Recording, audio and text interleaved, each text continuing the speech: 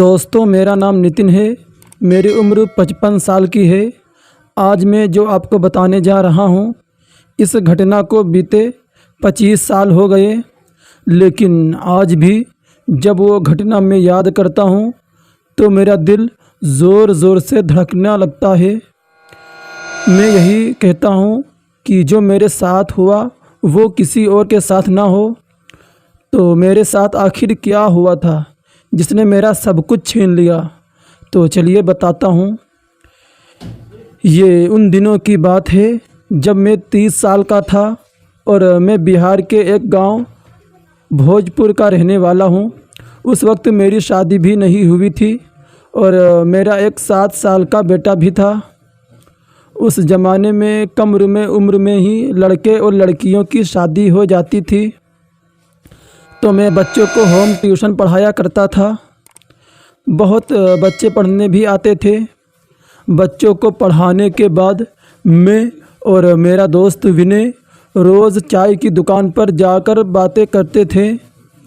एक दिन मैंने बोला, भाई चल ना यार, बहुत गर्मी है, जाके नदी में तैर के आते हैं। तो विनय ने कहा, अरे भाई मुझे तैरना नहीं आता यार। तो मैंने कहा, अबे मैं किस लिए हूँ, हाँ चल सिखा दूँगा तुझे, बहुत आसान है। वो मेरी बात मान गया। इसके बाद हम दोनों नदी के पास पहुँचे और अपने कपड़े उतार कर मैंने पानी में छलांग लगा दी। लेकिन विनय दूर बैठा था। मैंने उसको बुलाया तो वो डरते हुए फिर पानी में आया। मैंने उसको सिखाना चालू किया और थोड़ी देर के बाद वो थोड़ा बहुत सीख भी गया था। तो उसको भी मज़ा आने लगा। हम लोग पानी में काफ़ी देर मौज मस्ती करते रहे और देखते ही देखते शाम हो गई। तो मैंने कहा, चल यार विनय, बहुत देर हो गई है और थोड़ी देर में रात भी होने वाली है। लेकिन उसने कहा, अरे रुकना भाई, अभी तो सीखा हूँ, थोड़ी देर और तैरने देना। उसकी बात सुनकर मैंने कहा, चल ठीक है भाई, थोड़ी देर और तैर लेते हैं। फिर देखते देखते 1 घंटा हो गया और अब 7 बजने वाला था। तो मैंने कहा, भाई अब बहुत देर हो रही है, मैं अपने घर जा रहा हूँ। फिर यह कहकर मैं अपने कपड़े पहनने लगा। लेकिन विनय मेरी बात को ध्यान न देते हुए वो और तैरना चाहता था। ये देखकर मुझे गुस्सा आया और मैंने कहा, अबे यार तू पानी से बाहर आ रहा है या फिर मैं अकेले ही घर जाऊं? तो उसने हंसते हुए बोला, अरे हाँ भाई, तू चला जा घर, मैं थोड़ी देर और तैरूँगा, मुझे तो बहुत मज़ा आ रहा है। ये सुनकर मुझे बहुत तेज़ गुस्सा आया। ऊपर से रात भी हो रही थी। मैं मुड़कर जाने लगा। मैं थोड़ा आगे बढ़ा ही था कि तभी उसके चिल्लाने की आवाज़ आने लगी। मुझे लगा कि वो मजाक कर रहा होगा, लेकिन जब आवाज़ आनी बंद हो गई तो मैंने पीछे मुड़कर देखा, लेकिन मेरे होश ही उड़ गए क्योंकि पानी में विनय नहीं। अब मेरी हालत ख़राब हो गई। मैंने उससे चिल्लाया, अरे भाई विनय कहाँ है? मैं तेज़ी से भागा और पानी में कूद गया और पानी के अंदर विनय को ढूंढने लगा। लेकिन अंधेरा होने के कारण ज़्यादा कुछ दिख भी नहीं रहा था। फिर मैं और भी अंदर गया तो मुझे विनय मिल गया। मैंने उसको खींचकर बाहर लाया। उसका शरीर पूरी तरीके से फूल चुका था। जब मैंने उसको बाहर निकाला तो मेरी चीख निकल गई क्योंकि विनय के मुंह और नाक और कान में छोटे छोटे पत्थर भरे हुए थे और उसकी आंखें भी निकल गई थी। ये नज़ारा देख मैं गांव की तरफ भागा और गांव वालों को साफ बात बता दी। तो सभी ये देखने के लिए नदी के पास आए और कुछ लोग तो डर के वहाँ से भाग गए। विनय के परिवार का रो रो के बुरा हाल हो गया था। अगली सुबह विनय का अंतिम संस्कार किया गया, लेकिन पूरे गांव में ये बात फैल गई कि विनय को इतनी बेरहमी से सिर्फ पनडुब्बा ही मार सकता है और कोई नहीं। पनडुब्बा पानी का पिशाच होता है। हमारे बुज़ुर्ग लोग पनडुब्बा की कहानी सुनाते रहते थे, लेकिन कोई उनका यकीन नहीं करता था। लेकिन अब लोग पनडुब्बा की ही बातें करते रहते। देखते देखते इस बात को 10 से 15 दिन हो गए। एक दिन मैं ट्यूशन पढ़ाकर उसी नदी वाले रास्ते से आ रहा था, तभी मुझे उसी नदी के पास विनय बैठा हुआ दिखाई दिया। ये देखकर मैं उसके नज़दीक जाने लगा। फिर मुझे वो पनडुब्बा का ख्याल आया तो मैं वहाँ से भागने लगा। तभी वहाँ से विनय ने मेरा पैर पकड़ लिया और मुझे पानी के अंदर खींचने लगा। उसके हाथ की पकड़ इतनी मज़बूत थी कि मैं चाहकर भी वहाँ से हिल भी नहीं पाया और मैं पानी के अंदर डूबता चला जा रहा था। लगभग पानी मेरे गले तक आ गया था। मैं डूबने ही वाला था कि तुरंत 4-5 ट्यूशन के बच्चे भागते हुए मेरे पास आए और मुझे बाहर खींचने लगे। मैं जैसे तैसे बाहर तो आ गया, लेकिन एक बच्चा पानी में गिर गया। एक गला हुआ हाथ उस बच्चे का सर का बाल पकड़कर उसे पानी के अंदर खींचने लगा, लेकिन वो इतना डरावना हाथ देखकर मेरे अंदर हिम्मत ही नहीं हुई कि मैं पानी के अंदर जाकर उस बच्चे को बचा सकूं। तभी वहाँ पर काम करने वाला किसान, जो कि उस बच्चे का बाप था, वो भाग के आया और उस बच्चे को बचाने के लिए पानी में कूद गया, लेकिन वो भी ऊपर नहीं आया। बाप बेटा दोनों पनडुब्बा का शिकार हो गए। ये देखकर मैं बहुत ज़्यादा डर गया था और मुझे बहुत अफसोस भी हुआ कि जो बच्चे मुझे बचाने आए उनमें से एक मेरे कारण मर गया। मेरी वजह से 2 जान गईं। मैं यही सोचते सोचते रात भर रोता रहा। फिर अगली सुबह लोगों की चीखने और चिल्लाने की आवाज़ें आने लगी। सब नदी के पास गए तो वहाँ जाकर जो मैंने देखा उसे देखकर मेरा दिल धड़कना ही बंद हो गया, क्योंकि उस बाप बेटे के मुंह में उनके खुद के कपड़े ठूसे हुए थे और उनके नाक और कान में बहुत सारे छोटे छोटे कंकड़ भरे हुए थे। साथ ही उनकी पूरी उंगलियां टूटी हुई थी और उनकी लाश पानी के ऊपर उल्टा तैर रही थी। कुछ लोग लाश बाहर निकाल कर ले आए। हालांकि वो भी पानी में नहीं जाना चाहते थे, लेकिन उनका अंतिम संस्कार करने के लिए कुछ लोग हिम्मत करके लाश को बाहर ले आए। उस दिन 2 लाशों का अंतिम संस्कार किया गया और गांव में बोल दिया गया कि कोई भी इंसान उस नदी के पास से नहीं गुजरेगा। ऐसे ही कुछ दिन बीत गए। हमारे गांव में एक लड़का रहता था जिसका नाम गोपाल था। वो मेरे घर से 4 घर छोड़कर रहता था और वो मेरा बहुत अच्छा दोस्त भी था। वो एक लड़की से प्यार करता था। वो लड़की भी हमारे गांव में ही रहती थी। दोनों एक दूसरे से बहुत प्यार करते थे और अक्सर वो दोनों गांव वालों से छुप छुप कर मिला करते थे। फिर एक दिन शाम के वक्त वो लड़का काम करके वापस घर आया तो उसने उस लड़की से उसी नदी किनारे मिलने को बुलाया था। गांव में इतना बड़ा हादसा हुआ था, लेकिन उन दोनों को पनडुब्बा पर विश्वास ही नहीं था, क्योंकि उन लोगों को लगता था कि ये गांव वालों का वहम है। उन दोनों ने उस शाम मिलने का फ़ैसला किया और दोनों उसी नदी के किनारे बैठे बातें कर रहे थे। पनडुब्बा के डर से यहाँ शाम होते ही वहाँ कोई आता जाता नहीं था, तो इन दोनों प्रेमियों के लिए इससे अच्छी बात और क्या हो सकती थी। उन लोगों को वहाँ बैठे 20 मिनट ही हुआ था कि गोपाल ने कहा, यार मैं टॉयलेट करके आता हूँ। और फिर इतना कहकर वो थोड़ी दूर झाड़ियों के पीछे जाकर हल्का होने लगा। जब थोड़ी देर के बाद वो वापस वहाँ गया तो क्या देखता है कि उसकी प्रेमिका वहाँ नहीं है। ये देखकर वो हैरान हो गया। उसने उसे चारों तरफ ढूंढा, लेकिन वो कहीं नहीं मिली। अब उसने उस लड़की को आवाज़ लगाना शुरू कर दिया, फिर भी उस लड़के का कोई जवाब नहीं आया।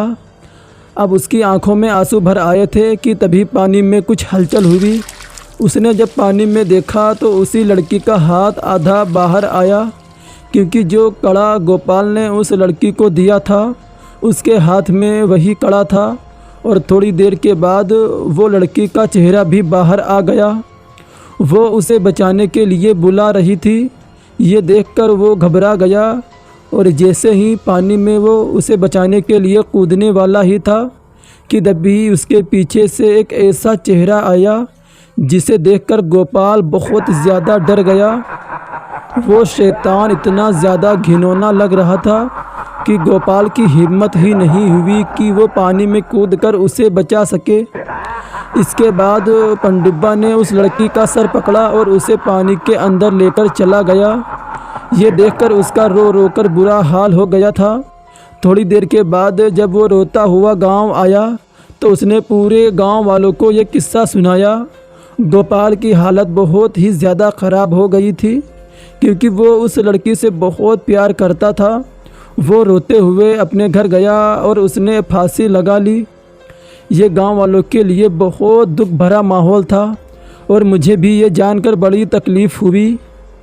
लेकिन धीरे धीरे वक्त गुज़रता गया और इस बात को लगभग सब भूल गए। जब मैं एक दिन ट्यूशन पढ़ा रहा था और मैं खाना लाना भूल गया था तो मैंने अपने बेटे को अपने घर पर भेजा और बोला कि बेटा मम्मी से बोल देना कि मुझे टिफ़िन पैक करके दे दे, और हाँ याद रखना कि उस नदी वाले रास्ते से मत जाना बेटा, दूसरे रास्ते से जाना। मेरा बेटा दूसरे वाले रास्ते से घर गया और थोड़ी देर में टिफ़िन पैक करवाकर वापस आने लगा। लेकिन था तो वो बच्चा ही और वो ये बात भूल गया था कि मैंने उसे नदी वाले रास्ते से जाने के लिए मना किया था और वापस आते समय वो नदी वाले रास्ते से ही आ रहा था। इधर मैं बच्चों को ट्यूशन पढ़ा रहा था कि तभी दो किसान भागते हुए आए और बोले, अरे नितिन भैया आपका बेटा पानी में डूब गया। ये सुनकर मेरे पैरों तले ज़मीन ही खिसक गई। मैं भाग के नदी के पास गया। वहाँ लोग इकट्ठा खड़े थे। मैं जाकर सीधा पानी में कूद गया और अपने बेटे को ढूंढने लगा। पानी में काफ़ी देर तक ढूंढने के बाद मेरा बेटा मुझे पानी की गहराई में आखिर मिला। मैं उसको ऊपर लेकर आया और तब तक मेरी बीवी भी वहाँ पर आ गई थी। जब मैं उसे बाहर लेकर आया तो सभी मेरे बेटे की लाश को देखकर हैरान हो गए थे क्योंकि मेरे बेटे की दोनों आंखें गायब थीं और उसके गले से वोकल कॉर्ड निकला हुआ था। अब तक उस पानी में डूब के जितने भी लोगों की हत्या हुई थी उनमें से सबसे ख़तरनाक हादसा मेरे बेटे के साथ हुआ था। जब मेरी बीवी ने अपने बेटे की इस तरह हालत देखी तो वो सदमे के कारण उधर ही बेहोश हो गई और उसकी मौत हो गई।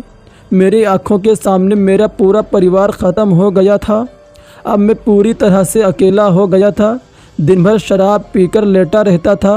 अब मेरी ज़िंदगी में कोई भी खुशी नहीं थी, इसलिए मैंने आत्महत्या करने को सोचा और मैं चल पड़ा नदी के पास। लेकिन रास्ते में मेरे भाई ने मुझे रोका और कहा, अरे बड़े भैया क्या हालत हो गई है आपकी। दरअसल मेरा भाई शहर में छोटा सा बिजनेस करता था और वो कभी कदार घर आता था। वो आज घर आया, फिर मैं उसके गले लगकर रोने लगा, शिवम मेरे भाई सब कुछ ख़त्म हो गया है, तेरी भाभी अब इस दुनिया में नहीं रही। ये बोल के मैं और तेज़ तेज़ रोने लगा। शिवम ये सोच कर दंग रह गया तो शिवम ने कहा, भैया क्या आप मजाक कर रहे हैं। तो मैंने कहा, नहीं शिवम उस पनडुब्बे ने मेरा सब कुछ छीन लिया है, इसलिए मैं आत्महत्या करना चाहता हूँ। फिर मेरे भाई ने कहा, नहीं भैया आत्महत्या करना कायरों का काम होता है, चलिए घर। यह कहकर शिवम मुझे घर ले गया। शिवम के साथ उसका बेटा भी आया हुआ था और जब उसे सारी बातें पता चली तो उसने पूछा, चाचा ये पनडुब्बा क्या होता है। तो मैंने बोला, सागर बेटा वो एक पानी का शैतान होता है। इतना बोलकर मैं रोने लगा तो शिवम बोला, भैया होनी को कौन टाल सकता है, खैर हमें विश्वास रखना चाहिए क्योंकि उनके फैसले के सामने किसी की भी नहीं चलती। ये सुन के मैं थोड़ा शांत हुआ। गांव के लोग एक बाबा को लेकर आए ताकि वो पनडुब्बे को हमेशा के लिए ख़त्म कर दें। बाबा आए और नदी के पास खड़े हुए और बोले, ये पनडुब्बा किसी के हाथ इतनी जल्दी आसानी से नहीं आएगा, अगर आएगा तो साथ में मौत लेकर आएगा। परंतु एक रास्ता है जिसके ज़रिए हम पनडुब्बे को पानी के बाहर आने के लिए मजबूर कर सकते हैं। सब लोग पूछने लगे, क्या रास्ता है बाबा, बताइए। तो बाबा बोले, पनडुब्बे को बाहर निकालने के लिए एक नौजवान लड़के को अमावस की रात नदी को एक पास जाना होगा और उसे लालच देकर बाहर बुलाना होगा। ये सुन के गाँव वाले घबरा गए। बाबा बोले, डरिए मत, सिर्फ उस लड़के को उस नदी से थोड़ी दूर खड़े रहना होगा। पनडुब्बा किसी बहाने से उसको पानी में बुलाने की कोशिश करेगा, लेकिन उस लड़के को पानी में नहीं जाना है, बल्कि पनडुब्बे को पानी से थोड़ा बाहर आने पर मजबूर करना है। जब वो थोड़ा सा बाहर आएगा तो झाड़ियों में कुछ लोग छुपे रहेंगे और जैसे ही वो पनडुब्बा उस लड़के को खींचने बाहर आएगा तभी वो सभी लोग ज़ोर ज़ोर से हनुमान चालीसा बोलना चालू कर देंगे। ध्यान रहे, ये काम तभी करना है जब पनडुब्बा पानी के बाहर होगा। जब वो बाहर होगा तब ये सब सुनते ही उसकी शक्तियाँ कम होती जाएंगी, फिर वो पानी में वापस नहीं जा पाएगा। फिर मैं आके उसको भस्म कर दूँगा। अब 2 दिन बाद अमावस की रात है, तब तक फैसला कर लो कि कौन सा जवान लड़का उस पनडुब्बे को बाहर निकाल पाएगा। और ध्यान रखना, ज़रा सा भी गलती की तो उसकी जान भी जा सकती है। तभी मैंने कहा, बाबा क्या मैं जा सकता हूँ, क्योंकि मुझे उससे बदला लेना है, क्योंकि उसने मेरे पूरे परिवार को मार डाला। ये सुनकर बाबा बोले, नहीं, बिल्कुल नहीं, पनडुब्बा तुम्हें पहचान चुका है और हमें किसी ऐसे लड़के को भेजना होगा जिसने पनडुब्बा को कभी तक देखा ना हो और ना ही पनडुब्बा ने उसे देखा हो। तो तुम लोग किसी ऐसे लड़के को देखो जिसने पनडुब्बा को न देखा हो। ठीक है, अब मैं चलता हूँ। अमावस की रात तक सब कुछ तैयार रखना। यह कहकर वो बाबा वहाँ से चले गए। हमारे गांव में बहुत से जवान लड़के थे, लेकिन किसी की हिम्मत नहीं थी कि वो नदी के पास खड़े होकर अपनी जान जोखिम में डाले। सब कह रहे थे, मैं नहीं जाऊँगा, मैं नहीं जाऊँगा। तब सागर ने कहा, मैं जाऊँगा चाचा। मैं ये सुनकर दंग रह गया और बोला, बेटा सागर, मेरे पास अब कोई नहीं है, अब तुझे कुछ हो गया तो मैं नहीं जी पाऊँगा बेटा। सागर बोला, डरिए मत, मैं संभाल लूँगा और बदला भी लेकर रहूँगा। अमावस का दिन भी आ गया और सब गांव वाले भी तैयार होते और वो सभी चारों दिशा में नदी से थोड़ा दूर झाड़ियों में छुपे हुए थे और सागर भी तैयार था। इतने में पनडुब्बा बाबा आए और बेटे बोला, बेटा उसकी आंखों में मत देखना, जाओ अब खड़े हो जाओ, हम सब दूर खड़े रहेंगे और हाँ, डरना मत और उसको बाहर बुलाने की कोशिश करना बेटा, बाकी सब हम देख लेंगे। ये सुन के सागर ने हाँ में सर हिलाया और नदी के पास जाके थोड़ी दूर पर खड़ा हो गया। सागर खड़ा रहकर इंतज़ार कर ही रहा था। गांव वाले सब छुपे हुए थे। इतने में पानी में हलचल होने की आवाज़ आई।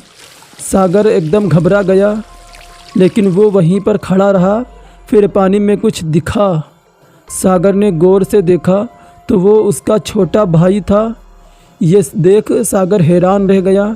सागर बोला, अरे अजय, तू जिंदा है, बाहर आ जा। अजय की आवाज़ आई, भैया आप आइए, अंदर कुछ भी नहीं होगा भैया, आइए, मेरा पैर फंस चुका है, मुझे बाहर निकालिए भैया। ये सुन के सागर जल्दी से अजय के पास भागा। इतने में बाबा चिल्लाने लगे, नहीं मत जाना, वो छलावा है बेटा, वापस आओ। ये सुनकर सागर रुक गया और पलट के हैरान होते हुए बाबा को देखने लगा। और जब तक वो वहाँ से भागने वाला था कि तभी अजय ने उसको गले लगाकर पानी में लेकर कूद गया, क्योंकि सागर भागते भागते पानी तक पहुँच चुका था, इसलिए वो वापस भाग भी नहीं सका। ये सब देख के लोगों की चीख निकल गई। तुरंत बाबा ने कहा, अरे मूर्खो, हनुमान चालीसा पढ़ो। गांव वालों ने ऐसा ही किया। फिर बाबा सीधिया नदी में कूद गए और कुछ देर बाद सागर को उठाकर ले आए। ये देख के शिवम रोने लगा, लेकिन बाबा ने कहा, घबराने की ज़रूरत नहीं है, ये मरा नहीं है। मैंने इसको ऐन वक्त पर खींच लिया और थोड़ी देर में इसको होश भी आ जाएगा। और तुम सभी कान खोल कर सुन लो, इस नदी के पास आइंदा कोई नहीं जाएगा। पनडुब्बा अब सतर्क हो चुका है, वो बाहर नहीं आएगा, इसलिए हम उसको ख़त्म नहीं कर सकते। इसलिए एक बड़ी सी दीवार यहाँ पर खड़ी कर दो ताकि इस रास्ते से गुज़रने वाले पे उसकी नज़र ना पड़ सके। इतना बोल के बाबा वहाँ से चले गए। फिर मेरा भाई भी अपने शहर वापस चला गया। कोई भी तांत्रिक बाबा इन पनडुब्बा का सामना नहीं कर सकता है। एक बार पनडुब्बा को देखने वाला जिंदा नहीं बचता। इन हादसों के बाद उस नदी के पास बड़ी सी दीवार खड़ी कर दी गई ताकि कोई वहाँ ना जा पाए। दोस्तों, आप कभी भी सुनसान नदियों के पास मत जाना और अपने बच्चों का ध्यान रखना, क्योंकि पनडुब्बा ने मेरा सब कुछ छीन लिया था। अब मैं अकेला ही जी रहा हूँ और अपनी मौत का इंतज़ार कर रहा हूँ कि कब मैं मरूँगा और अपनी बीवी और बेटे के पास जाऊँगा। तो ये कहानी यहीं पर समाप्त होती है और आप लोगों को कमेंट करके ज़रूर बताना है कि ये कहानी आप लोगों को कैसी लगी। प्लीज़ वीडियो को लाइक करें और अगर अभी तक आप लोगों ने चैनल को सब्सक्राइब नहीं किया है तो प्लीज़ चैनल को सब्सक्राइब करें और बेल आइकन को भी दबाइए ताकि हमारी जो नई वीडियो अपलोड हो सबसे पहले आप तक नोटिफिकेशन पहुंच सके।